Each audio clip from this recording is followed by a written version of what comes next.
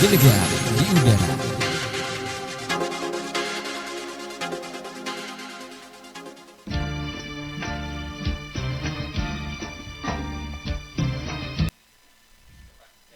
Tes, tes.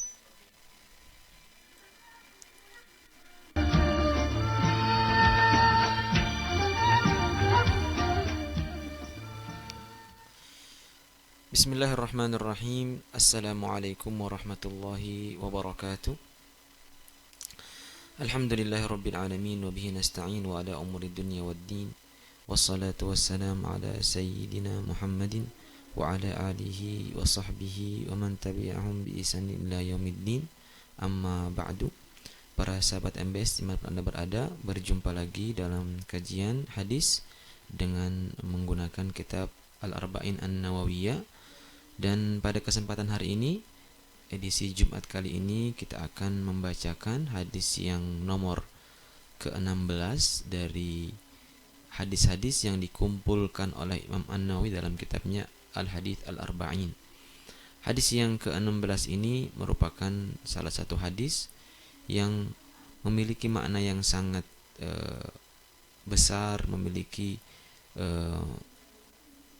hadis yang menerangkan kepada kita bagaimana kemudian kita berinteraksi dengan orang lain dan bagaimana kemudian kita menjaga diri kita sendiri.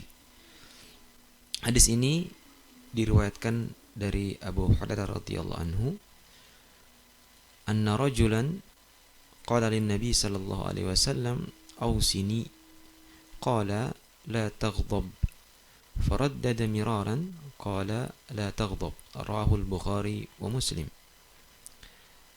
Hadis ini berkaitan dengan kemarahan. Datang salah seorang kepada Nabi sallallahu alaihi wasallam, kemudian orang tersebut mengatakan kepada Rasulullah sallallahu alaihi wasallam, "Ausini ya Rasulullah, beri wasiat kepada saya, nasihati saya." Kemudian Nabi sallallahu alaihi wasallam mengatakan kepada orang tersebut, la taghdab, jangan marah. Faraddada miraran, kemudian orang tersebut itu mengulang-ulang permintaannya kepada Rasulullah sallallahu alaihi wasallam. Selalu oleh Rasulullah itu dijawab dengan la taghdab, jangan marah. Hadis ini diriwayatkan oleh Imam Bukhari dan Muslim. Seperti kita ketahui bahwa marah itu merupakan salah satu sifat yang ada pada manusia, dan kalau kemudian marah tersebut tidak diatur atau kemarahan tersebut tidak diberikan batasan-batasan tertentu, maka ini akan merusak hubungan kita dengan orang lain. Di samping juga itu, ketika seseorang itu marah, kemudian dengan tekanan darahnya yang sangat tinggi misalnya, kemarahan tersebut juga mungkin bisa mengakibatkan orang tersebut membahayakan dirinya sendiri. Dan itulah tadi saya katakan bahwa hadis ini berkaitan dengan bagaimana cara kita, atau salah satu anjuran dari Rasulullah SAW ketika kita ingin berhubungan, berinteraksi dengan sekeliling kita, yaitu dengan kita harus memanajemen, mengatur kemarahan kita. Dan juga ini, dan karena kemarahan itu memiliki dampak yang buruk bagi kesehatan seseorang, maka kemudian hadis ini juga bagaimana kita menjaga diri kita, jangan sampai kemudian kita terkena oleh penyakit-penyakit naudzubillah min dzalik yang disebabkan karena marah. Karena banyak sekali sekarang riset-riset yang diketengahkan oleh para ahli-ahli bahwa kemarahan tersebut bisa mengganggu kesehatan orang lain, bisa mengganggu kesehatan diri kita sendiri. Hadis ini diriwayatkan dari Abu Hurairah seperti yang kita baca tadi. Kemudian hadis ini juga dikatakan anna rajulan di sini oleh para syurah hadis, para ulama yang menjelaskan hadis ini, mengatakan, ada sebagian dari mereka mengatakan bahwa rajulan di sini seseorang yang bertanya tadi itu adalah sahabat yang bernama Abu Darda, karena ada hadis yang lain yang diriwayatkan dari di kitab Imam Tabarani meriwayatkan dalam kitabnya bahwa Abu Darda itu berkata kepada Rasulullah SAW, "Ya Rasulullah, tunjukkan kepada saya satu amal yang bisa membuat saya itu masuk ke dalam surganya Allah Subhanahu wa taala." Qala la taghdab walakal jannah. Nabi kemudian menjawab kepada Abu Darda, "Jangan kamu marah, insyaallah atau niscaya kamu akan masuk ke dalam surganya Allah Subhanahu wa taala." Ada juga sebagian ulama yang mengatakan bahwa yang bertanya kepada Rasulullah SAW sini adalah Jariyah ibn Qudama. Jariyah ibn Qudama, sebagaimana hadis yang diriwayatkan oleh Imam Ahmad dari Jariyah tersebut. Berkata Jariyah, "Sa'altun Nabiyya sallallahu alaihi wasallam faqultu ya Rasulullah kulli qawlan wa aqlil alayya la'alli a'qilahu."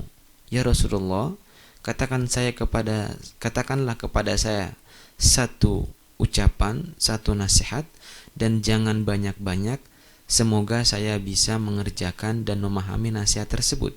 Kemudian Nabi menjawab kepada Jariyah tadi itu, la taghdab. Kemudian Jariyah berkata, fa'adtu alaihi miraran. Kemudian saya mengulang-ulang pertanyaan tadi itu. Kemudian selalunya Nabi menjawab, la taghdab. Oleh karena itu, para ulama kemudian ada yang mengatakan bahwa anna rajulan, seseorang yang bertanya tadi itu, ada yang mengatakan bahwa dia adalah Abu Darda, ada yang mengatakan dia adalah Jariyah ibn Qudama. Hadis ini qala ausini, berilah wasiat kepada saya. Nabi SAW itu sering dimintai wasiat oleh para sahabatnya, dimintai nasihat untuk beberapa perkara. Ya Rasulullah ausini, ya Rasulullah ausini. Ada seorang ulama, Syekh Taha Al-Afifi, beliau mengarang satu kitab, Wasaya Rasul sallallahu alaihi wasallam, wasiat-wasiat yang pernah disampaikan oleh Rasulullah sallallahu alaihi wasallam. Salah satunya adalah wasiat Rasulullah sallallahu alaihi wasallam kepada seseorang yang bertanya kepada beliau dan diberikan nasihat untuk jangan marah. Sebenarnya para ulama mengatakan bahwa sesuatu yang ditaklif kepada manusia, sesuatu yang dibebankan untuk dikerjakan kepada manusia, baik dia itu wajib atau dia itu sunnah, itu ada hal-hal yang mampu untuk dikerjakan oleh manusia, hal-hal yang bisa dikerjakan. Misalnya seperti sholat atau puasa atau zakat, ini merupakan hal-hal yang dapat dikerjakan oleh manusia. Kemudian ada hal yang tidak dapat dikerjakan oleh manusia. Hal-hal misalnya Allah berfirman dalam Al-Quran, وَلَا تَمُوتُنَّ إِلَّا وَأَنْتُمْ مُسْلِمُونَ. Janganlah kalian mati kecuali kalian dalam keadaan Islam. Sekarang di sini orang diperintahkan untuk tidak mati atau dilarang untuk mati. Padahal mati tersebut itu merupakan bukan di tangan manusia. Orang itu mati di tangan Allah Subhanahu wa taala. Allah yang yuhyi, Allah yang yumit. Allah yang membuat orang itu hidup, Allah juga yang membuat orang itu bisa meninggal. Jadi kalau kita diperintahkan jangan mati, jangan kamu mati. Mati itu bukan di tangan kita, tidak bisa kita. Kalau kematian itu datang, tidak bisa kita tolak. Nah, ketika Allah Subhanahu wa taala misalnya di dalam syariat itu ada perintah-perintah yang semacam ini, perkara yang tidak bisa dikerjakan oleh manusia, sebenarnya perkara itu perintahnya itu bukan untuk hal tersebut, akan tetapi untuk yang berkaitan dengan hal tersebut, baik sebelumnya atau sesudahnya. Misalnya tadi ayat yang berbunyi tadi, wala tamutunna illa wa antum muslimun, kita itu bukan dilarang untuk jangan meninggal, akan tetapi yang diperintahkan itu adalah bagaimana kita menjadi orang yang muslim, sehingga ketika kita meninggal itu kita dalam keadaan Islam. Yang diperintahkan itu adalah yang sebelumnya. Sebelum kita meninggal, kita menjadi orang muslim. Karena disebutkan dalam hadis yang lain, orang itu nanti akan dibangkitkan di hari kiamat sebagaimana dia meninggalnya. Kalau dia meninggal dalam keadaan muslim, maka dibangkitkan di dalam hari kiamat nanti dalam keadaan muslim. Dan orang itu akan meninggal sebagaimana kehidupannya sehari-hari. Kalau sebelumnya dia itu muslim, insya Allah nanti dia akan meninggal dalam keadaan muslim. Jadi ketika Allah Subhanahu wa taala itu memerintahkan kita untuk la tamutunna, jangan kalian mati, jangan kalian meninggal. Tidak bisa, meninggal itu bukan milik kita, bukan di dalam kemampuan kita. Tetapi ketika diperintahkan itu, maka perintahnya bukan untuk meninggalnya, akan tapi yang sebelumnya. Sebelum meninggal, yaitu kemudian orang tersebut bersyahadat, bersaksi tiada Tuhan selain Allah, kemudian Muhammad Rasulullah sallallahu alaihi wasallam adalah utusan Allah. Insya Allah nanti kalau dia hidup dalam keadaan muslim, kemudian insya Allah nanti dia akan meninggal dalam keadaan muslim, dan insya Allah akan dibangkitkan oleh Allah Subhanahu wa taala nanti di hari kiamat dalam keadaan muslim pula. Nah, ini yang kedua. Jadi ada perintah yang dapat kita kerjakan, dan kebanyakan perintah Allah Subhanahu wa taala itu dapat kita kerjakan. Ada perintah yang tidak dapat kita kerjakan, semacam tadi ini. Dan yang ketiga adalah yang kata Imam Syatibi dalam kitabnya Al-Muwafaqat, itu ada yang yaltabisu alaina, yang di tengah-tengah. Nah, jadi hal tersebut itu ada sebagian ulama mengkategorikannya pada bagian yang pertama yang dapat kita kerjakan, ada sebagian ulama yang mengatakan bahwa itu ikut pada kategori yang kedua yang tidak dapat kita kerjakan. Salah satunya adalah masalah marah ini. Ada beberapa hal, misalnya cinta atau benci atau marah atau ketergesa-gesaan. Nah, ini semua Imam Syatibi dalam kitabnya Muwafaqat itu lebih condong bahwa hal yang semacam ini itu masuk pada kategori yang kedua, yaitu hal-hal yang tidak dapat kita kerjakan. Sehingga sebenarnya yang diminta itu adalah bukan yang dilarang atau yang diminta, yang diperintahkan atau yang dilarang bukan hal tersebut, akan tetapi hal yang berkaitan dengan sebelumnya. Misalnya di sini kita dilarang untuk marah, la taghdab, jangan marah. Ketika diperintahkan jangan marah, kemudian ulama mengatakan bahwa sifat marah itu sudah ada pada diri manusia, mendarah daging pada manusia tersebut. Tidak bisa kita hilangkan sama sekali. Sama dengan syahwat. Syahwat itu adalah ar-raghbatu al-mailun nafsi ila syai'in. Syahwat itu adalah kecondongan kita pada satu hal tertentu. Kita ingin makan, kita ingin minum, kita ingin menikah, kita ingin melakukan yang enak-enak, ini disebut dengan syahwat. Ketika syahwat itu dilarang, artinya bukan berarti syahwat itu dilarang sama sekali, tidak. Ketika di sini dibilang marah la taghdab, bukan berarti kemudian kita dilarang untuk menghilangkan sifat kemarahan daripada diri kita, karena itu nggak mungkin. Karena marah itu merupakan satu hal yang sudah memang ada pada wataknya manusia. Akan tetapi yang dimaksudkan di sini adalah la taghdab adalah jangan kemudian kita melepaskan kemarahan kita itu sehingga akan berdampak pada kemarahan tersebut hal-hal yang tidak baik. Jadi kalau dikatakan di sini la taghdab, berarti perintahnya tersebut adalah untuk hal-hal yang setelah marah tersebut. Karena kalau orang marah itu akan berubah wajahnya, akan berubah anggota tubuhnya, wajahnya memerah mungkin, atau kemudian kalau sering digambarkan misalnya ada sungutnya keluar. Kemudian bicaranya menjadi lain, omongannya lain, mungkin dia mencaci, mungkin dia mengeluarkan kata-kata yang menyakiti orang lain. Kalau marah, orang kalau sudah marah semacam itu, tangannya bisa memukul. Kalau misalnya yang dia marah itu dia tidak bisa pukul misalnya, dia tidak mampu untuk menyakiti orang yang dia marah kepadanya, kembalinya kepada dirinya sendiri. Atau kembali kepada benda yang lain. Mungkin dia bunuh binatang yang kecil, atau mungkin dia merusak barang di rumahnya. melempar piring misalnya, memecahkan kaca, itu semua timbul daripada kemarahan. Kalau kemudian itu terkadang bahkan kalau dia tidak mampu untuk mengatur kemarahannya, itu mungkin akan kembali kepada dirinya sendiri. Mungkin saja kemudian dia akan menyakiti dirinya sendiri. Mungkin akan sampai misalnya dia terkena stroke atau terkena dan yang semacam itu, semua disebabkan karena marah. Jadi ketika dibilang la taghdab adalah jangan sampai kemudian marah tersebut bisa berdampak yang tidak baik pada hal-hal yang selanjutnya. Ini salah satu tafsir daripada para ulama hadis yang mengatakan la taghdab.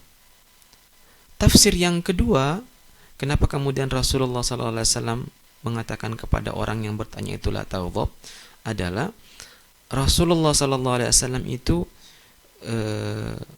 ingin menjelaskan kepada orang tersebut agar melakukan atau memiliki akhlakul karimah, husnul khuluq, akhlak yang baik. Jadi ketika dibilang la taghdab, artinya agar orang tersebut itu berakhlak dengan akhlak yang baik. Seperti disebutkan dalam kitab Fathul Mubin, dalam penjelasan Ibn Hajar dalam hadis ini, perintah ini juga bisa diartikan adalah orang tersebut harus berakhlak yang baik. Ini tafsir yang kedua daripada hadis ini. Dia tidak gampang marah, gampang memaafkan, sifat tawadu, kemudian dia nerimo, bahasa Jawanya ya, menerima kalau misalnya orang menyakiti yang lain selama dia bisa tahan, memaafkan, kemudian berseri-seri wajahnya ketika berhadapan dengan orang lain, dan semualah akhlak-akhlak yang baik. Karena ketika akhlak ini ada pada seseorang, ketika seseorang itu kemudian memiliki akhlak yang baik ini dan menjadi kebiasaan baginya, maka kemudian hal tersebut akan mencegah dia daripada sifat kemarahan tersebut yang berdampak buruk. Kalau orang sudah memiliki akhlak yang baik, sudah setiap harinya itu akhlaknya bagus, kemudian sudah menjadi kebiasaan bagi orang tersebut, tentunya nanti itu apabila muncul hal-hal yang membuat dia marah, bisa dia tekan.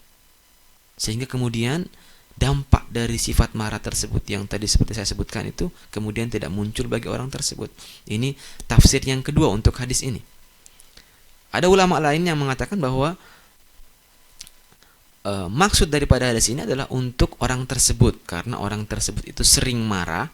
Rasulullah SAW mengetahui orang tersebut itu sering marah, kemudian oleh karena itu Rasulullah mewasiatkan kepada orang tadi untuk jangan marah. Semacam itu. Nah, kemudian kenapa kemudian orang tersebut sering ini, setelah dijawab sekali kemudian Nabi mengatakan la taghdab, bertanya lagi la taghdab, bertanya lagi la taghdab. Faraddada miraran, diulang berkali-kali pertanyaannya, minta wasiatnya oleh Rasulullah SAW itu hanya diberi satu, la taghdab. Itu menunjukkan bahwa perkara ini begitu penting. Perkara ini begitu banyak sekali manfaatnya. Ketika kita bisa memanajemen, mengatur kemarahan kita tersebut, banyak sekali hal yang bisa kita dapatkan faedahnya tadi itu. Karena kalau marah itu timbul ketika orang sudah marah kemudian dia kalap, banyak sekali hal-hal yang dia lakukan, kemudian setelah marahnya itu reda, dia akan menyesal. Orang mencaci orang, menghina orang lain, kemudian menuduh orang lain, bahkan sampai membunuh. Bahkan hubungan suami istri itu bisa jadi rusak, jatuhnya talak dan sebagainya, itu hanya karena sebab marah. Setelah kemudian marahnya reda, dia baru nyesel. Nanti kemudian karena hal tersebut itu penting, sangat penting, dampak dari hal tersebut itu sangat banyak yang tidak bagus, oleh Rasulullah SAW kemudian diulang-ulang nasihat tadi itu. Sama ketika Sayyidina Abbas, paman dari Rasulullah SAW itu minta untuk diajarkan doa kepada Rasulullah SAW. Rasulullah SAW itu hanya mengajarkan satu macam doa. Qala salillah al-afiyah, minta sama Allah Subhanahu wa taala al-afiyah.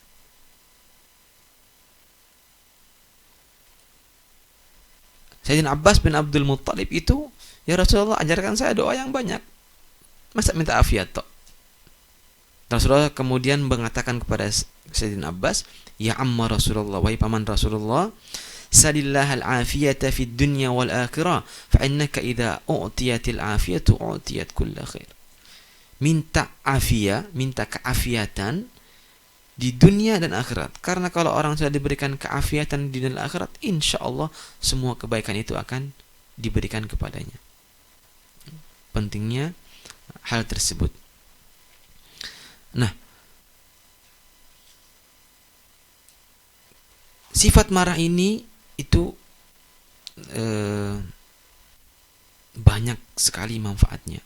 Bahkan salah satu keutamaan orang kemudian yakni menekan kemarahan ini, itu banyak sekali manfaatnya. Bahkan dalam Al-Quran disebutkan di dalam surat Al-Imran ayat 133, Allah berfirman, a'udzubillahi minasyaitonirrajim, wasari'u ila maghfiratin min rabbikum wa jannatin arduhas samawati wal ardu uiddat lil muttaqin.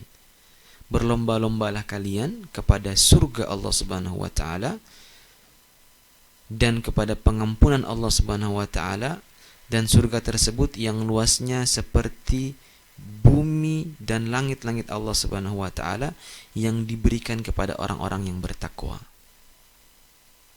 Siapa orang yang bertakwa itu? Dijelaskan ayat yang selanjutnya.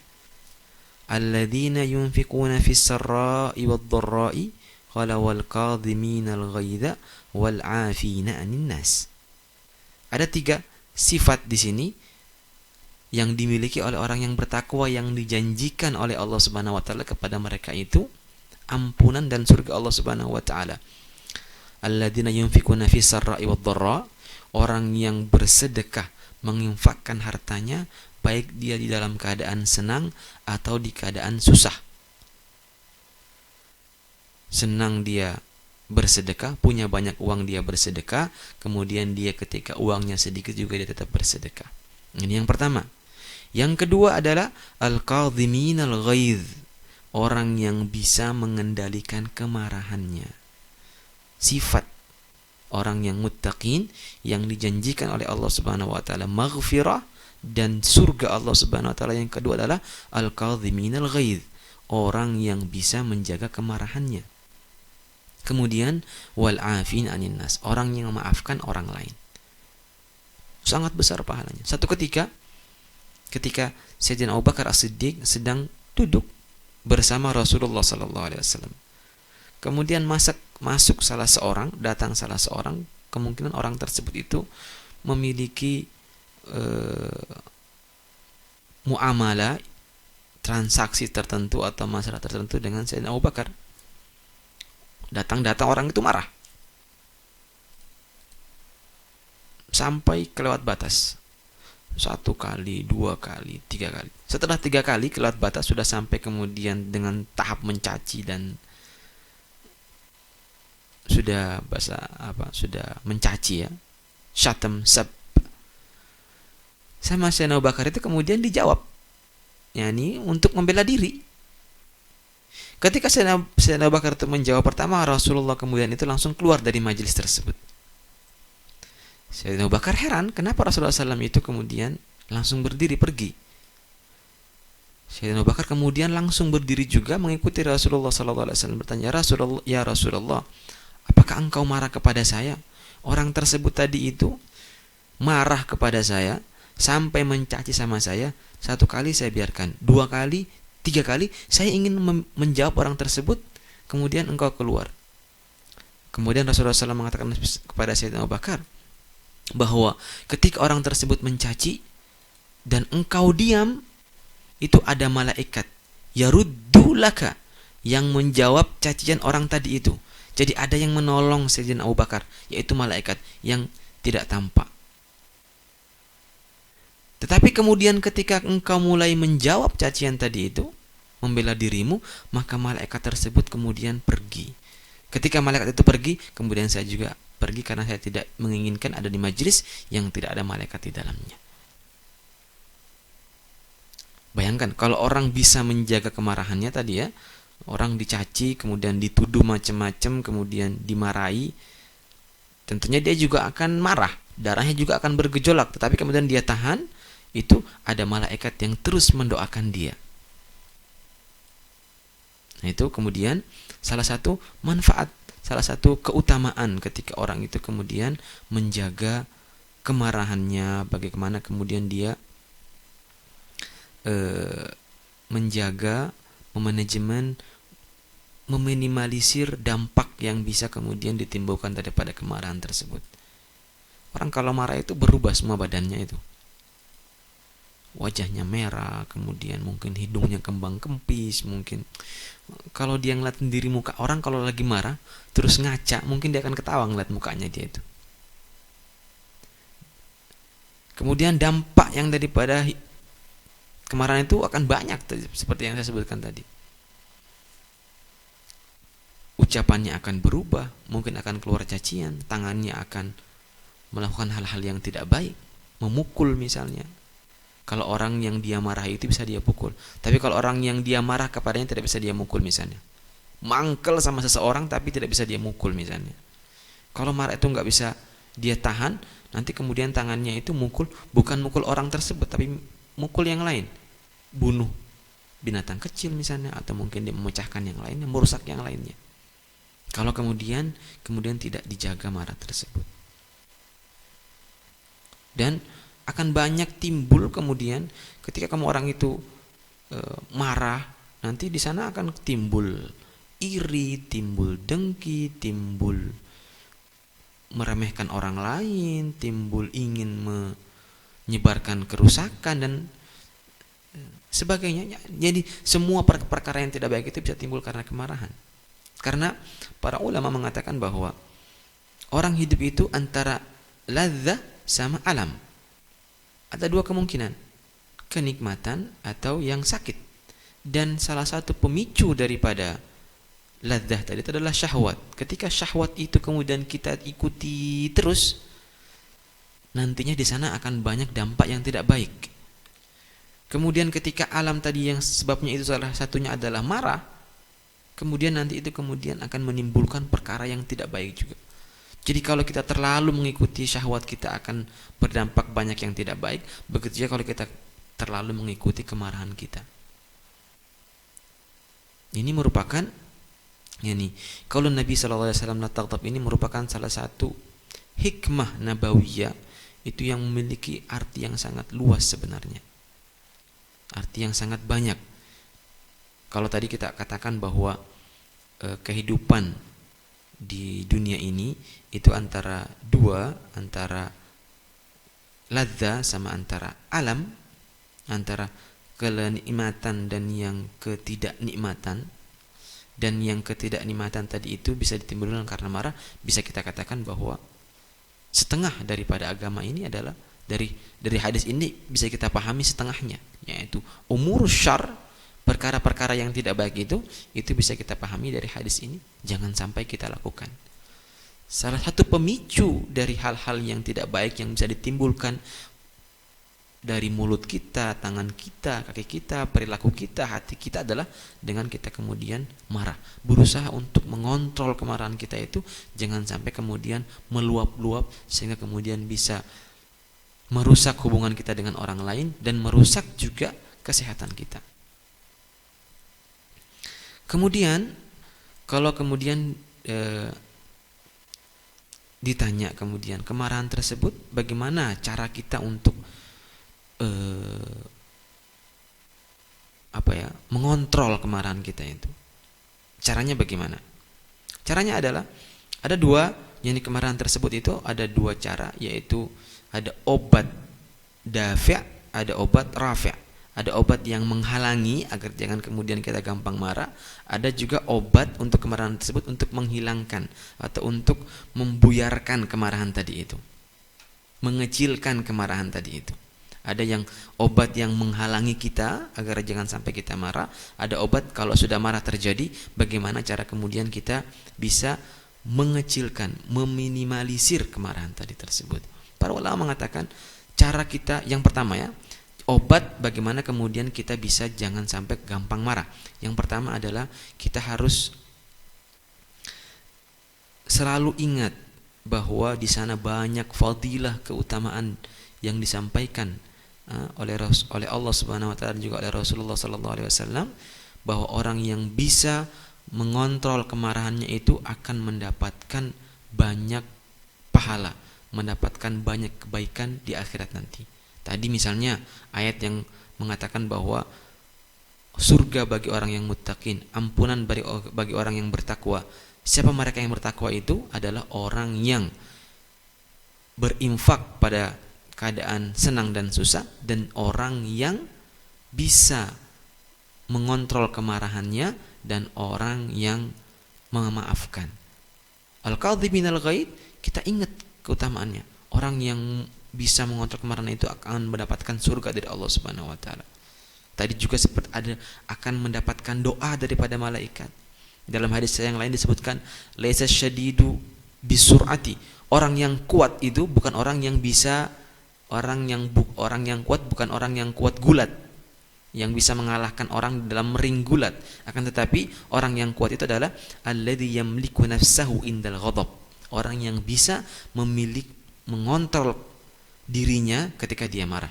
Itu kriteria orang yang kuat menurut Rasulullah sallallahu alaihi wasallam. Banyak sekali keutamaannya.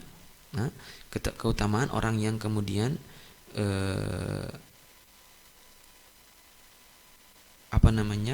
orang yang bisa mengontrol kemarahan. Nah, dengan kita selalu mengingat-ingat keutamaan tersebut, insya Allah kita akan tidak gampang marah. Yang kedua adalah kita selalu mengingat juga, kita harus selalu ada dalam hati kita takut kepada Allah Subhanahu wa taala.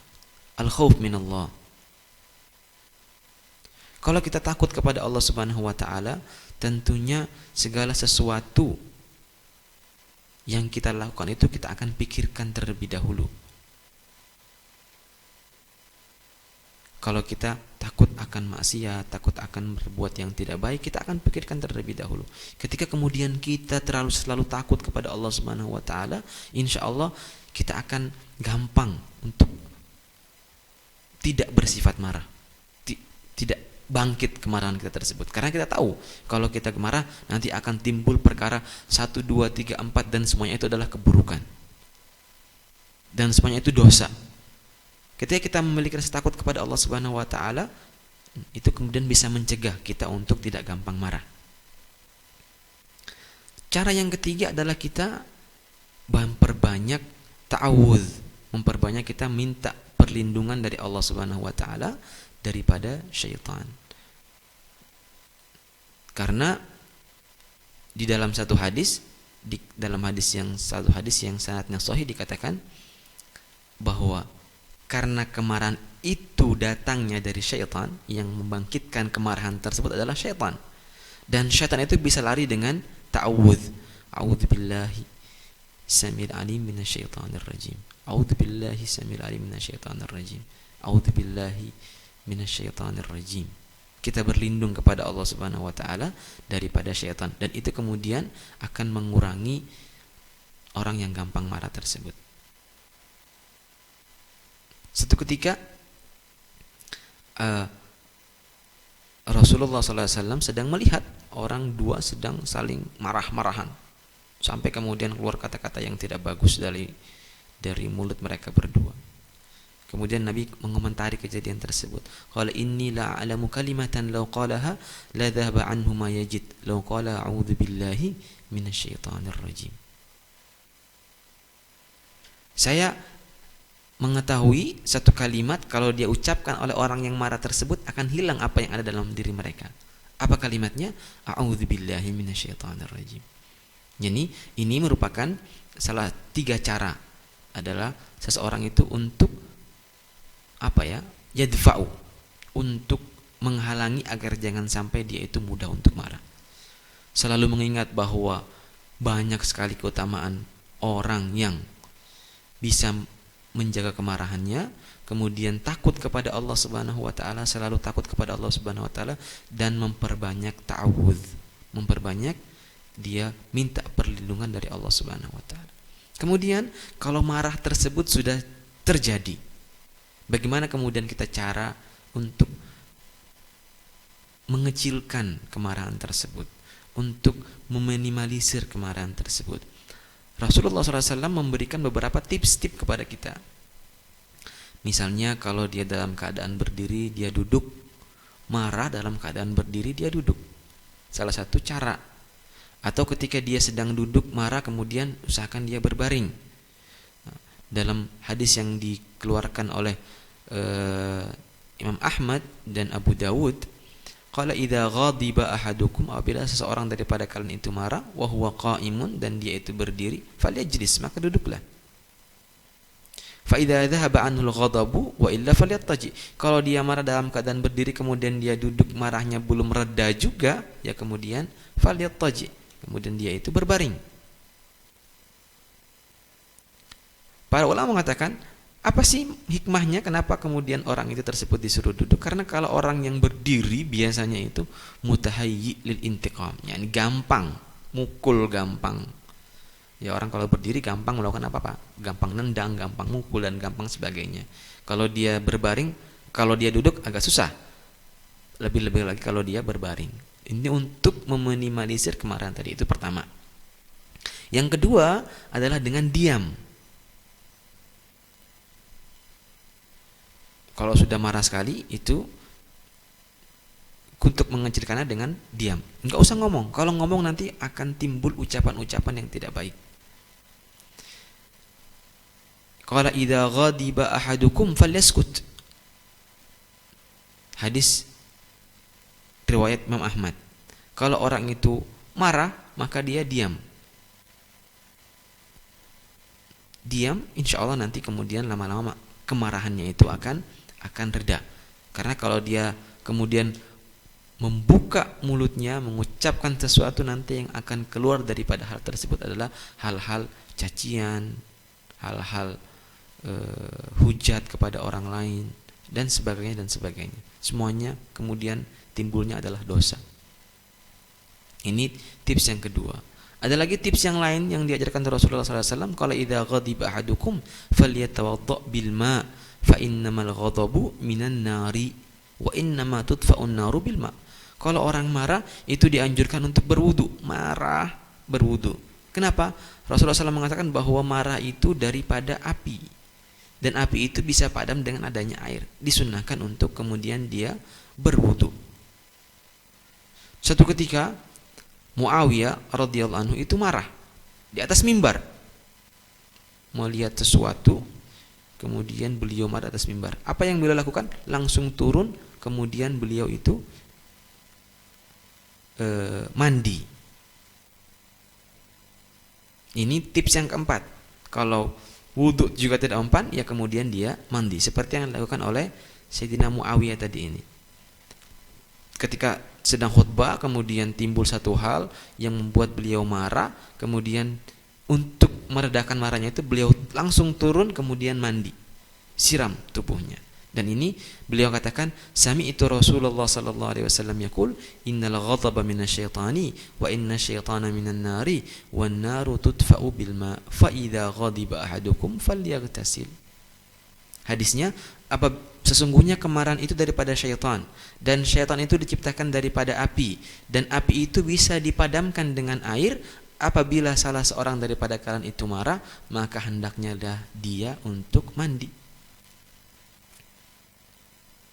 Nah, substansi dari hal ini semua adalah ini, tips-tips ini semua itu bisa kita kerucutkan bahwa maksud daripada tips tadi itu adalah bagaimana orang itu kemudian jangan sampai kemudian dia itu melakukan jangan sampai dia bergerak bebas lah untuk kemudian mengekspresikan kemarahannya tadi itu. Ketika dia duduk atau dia tidur atau kemudian dia berwudu atau kemudian dia mandi, tentunya nanti tangan, kaki, mulut dan sebagainya kemudian akan lebih tenang. Itu tujuannya. Jadi tujuan daripada ini semua adalah bagaimana kemudian orang itu bisa mengontrol kemarahan tersebut. Karena kemarahan tersebut seperti saya katakan tadi, menurut oleh sebagian ulama merupakan sifat yang ittirari, ada pada manusia, tidak bisa tidak ada. Dan tidak bisa hilang kemarahan tersebut. Ketika kita dilarang untuk syahwat, bukan berarti syahwat itu kemudian kita hilangkan dari tubuh kita, tidak bisa. Tetapi adalah kita mengecilkan, berusaha untuk meminimalisir. Begitu juga kemarahan, tidak bisa kita hilangkan sama sekali sifat marah daripada diri kita. Akan tetapi maksud daripada hadis ini adalah bagaimana kemudian kita mengontrol, bagaimana kita kadhiminal ghaidh, menekan kemarahan tersebut. Jangan sampai kemudian dia meluap-luap sehingga banyak hal-hal yang terjadi.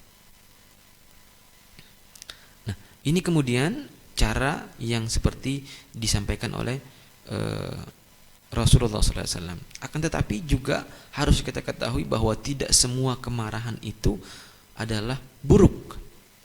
Di sana ada yang al-ghadab, ada yang marah itu mahmud, yang terpuji. Kalau kita marah karena hukum-hukum Allah Subhanahu wa taala itu diinjak-injak misalnya, itu merupakan kemarahan yang terpuji. Rasulullah SAW itu tidak pernah marah untuk dirinya sendiri. Beliau dicaci maki, beliau kemudian disakiti, beliau diperangi, beliau diusir. Itu kemudian Rasulullah SAW memaafkan semuanya itu. Ketika beliau diusir dari Mekah kemudian beliau hijrah ke Madinah. Ketika beliau bisa kembali ke Mekah pada tahun ke-8 Hijriah, apa yang beliau katakan kepada ahlu Mekah? Idhabu wa antum tulaqa. Pergilah kalian, kemudian semua itu bebas. Nabi enggak balas dendam, enggak marah ketika hal tersebut itu berkaitan dengan pribadi beliau. Akan tetapi ketika ada dari hal-hal yang diharamkan oleh Allah Subhanahu wa taala, dilarang oleh Allah Subhanahu wa taala kemudian dilanggar, tidak ada orang yang paling marah kecuali Rasulullah sallallahu alaihi wasallam. Marahnya kelihatan sekali. Banyak sekali riwayat-riwayat dalam hadis Nabi sallallahu alaihi wasallam itu disebutkan dalam riwayat tersebut beliau itu marah. Wajahnya memerah. Suara beliau sedikit naik. Marah tersebut bukan karena pribadi beliau, tetapi karena sesuatu hak daripada hormat, hal-hal yang diharamkan oleh Allah Subhanahu wa taala itu kemudian dilanggar. Itu yang membuat beliau marah.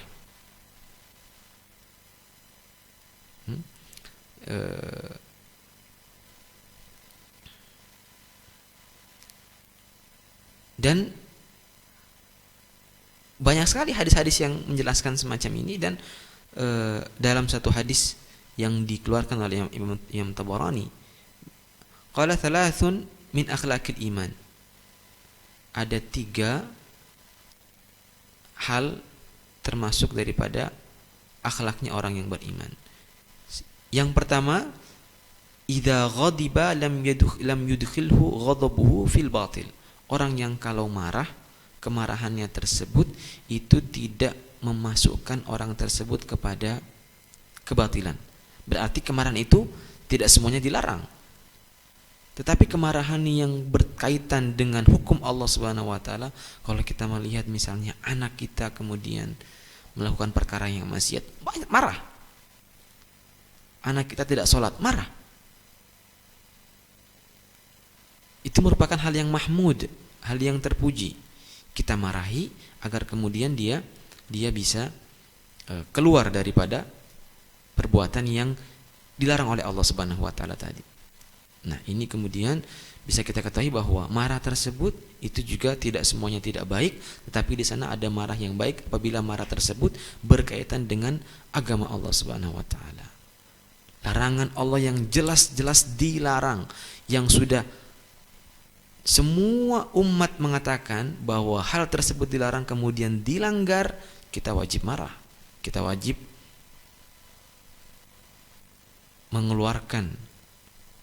menentang hal tersebut. Ada orang menghalalkan zina misalnya, wajib kita marah, wajib kita bersuara. Nah, kemudian mungkin di akhir dari kajian kita ini, salah satu yang ingin saya ingatkan juga kepada para pendengar dimanapun Anda berada, bahwa kita harus hati-hati untuk gampang mendoakan diri kita atau keluarga kita atau harta kita dengan doa yang tidak baik. Hati-hati jangan sampai kemudian terucap dari omongan kita itu berdoa untuk diri kita atau keluarga kita atau harta kita. Terkadang sekarang ini banyak atau ada sebagian daripada kita itu kalau kemudian marah itu kemudian mendoakan yang tidak baik-baik kepada anaknya atau kepada istrinya atau kepada hartanya atau apa saja. Keluar daripada ucapannya itu hal-hal yang doa yang tidak baik. Kalau kemudian doa tersebut itu bertepatan dengan waktu ijabah, saatul ijabah, yakni di mana ada jam-jam atau ada waktu-waktu yang Allah Subhanahu wa taala itu akan mengabulkan doa apa saja. Kalau kemudian ucapan kita itu pas bertepatan kebetulan itu kemudian sesuai dengan waktu dijabah dan diijabahi oleh Allah Subhanahu wa taala, apa yang terjadi? Kita marah kemudian mendoakan anak kita, mudah-mudahan kamu jatuh misalnya. Doakan kepada anaknya atau istrinya misalnya, atau keluarganya. Kok kebetulan waktu tersebut waktu ijabah, diijabahi oleh Allah Subhanahu wa taala, jatuh beneran anaknya tadi itu. Apalagi kalau mendoakan mudah-mudahan kamu bodoh misalnya seumur hidupmu, mudah-mudahan kamu semacam ini seumur hidup. Nah, ini doa yang sangat hati-hati. Satu ketika para sahabat itu keluar bersama Rasulullah SAW dalam satu perjalanan. Ada sahabat dari kaum Ansar itu menaiki onta, kemudian ontanya itu taladdana alaihi ba'dut taladdun, yakni talakka, bahasa Arab artinya itu lambat jalannya. Naik onta, kemudian ontanya itu melambat. Marah, orang tersebut marah, kemudian orang tersebut bilang, "Sir la'anakallah." Jalan, semoga Allah melaknati kamu. Rasulullah kemudian mendengar hal tersebut. Apa yang Rasulullah SAW katakan? Qala inzil, turun dari onta tersebut. La yashabuna mal'un. Onta tadi itu didoakan sudah menjadi mal'un. Didoakan dilaknat onta. Yang didoakan itu apa? Ontanya didoakan agar onta dilaknat oleh Allah Subhanahu wa taala. Oleh Nabi, orang tersebut disuruh turun dari ontanya. Apa sabda Nabi? Saya tidak mau perjalanan saya ini dibarengi dengan sesuatu yang dilaknat. Kemudian Nabi mengatakan, la tadu ala anfusikum wa la tadu ala auladikum wa la tadu ala auladikum la tuwafiqu minallahi sa'atan yus'alu fiha ata'un fayastajibu lakum. Jangan kalian mendoakan yang tidak baik pada diri kalian. Jangan kalian mendoakan yang tidak baik pada anak-anak kalian. Jangan kalian mendoakan yang tidak baik kepada harta-harta kalian. Jangan sampai tuwafiqu sa'atan, kalian kebetulan doa tersebut itu sesuai dengan waktu yang ketika Allah Subhanahu wa taala diminta pada waktu tersebut, Allah akan langsung mengijabahi apa yang diminta. Jangan sampai kemudian kita gampang untuk berdoa. Sekarang banyak mungkin orang-orang itu nanti datang ke kiai atau datang ke ustadz, ya ustadz ini tolong dong didoakan anak saya ini nakal sekali misalnya. Dia nggak sadar ketika anaknya itu dimarahi, kemudian anaknya itu didoakan dengan doa yang tidak baik. Lama kelamaan anaknya tambah nakal, bukan tambah benar, anaknya malah tambah nakal. Nah, ini kemudian yang harus kita perhatikan untuk kita semua. Nah, para sahabat di MBS dimanapun Anda berada, mungkin kajian kita untuk hari ini kita sampaikan pada saat sampai sini saja, dan semoga apa yang kita dengarkan tadi itu ya la taghdab adalah kesimpulannya. Kita harus bagaimana sebisa mungkin kita meminimalisir, kita mengecilkan kemarahan kita itu sehingga tidak memiliki dampak yang buruk dalam hubungan kita dengan sekeliling kita dan juga tidak memiliki dampak yang buruk untuk diri kita sendiri. Ini semua merupakan anjuran Rasulullah SAW yang harus kita terapkan dalam kehidupan kita. Apabila kita terapkan, insya Allah kita akan hidup dalam kebahagiaan. Akhirul kalam, sallallahu ala sayyidina Muhammadin wa ala alihi washabihi wasallam. Summa assalamu alaikum warahmatullahi wabarakatuh.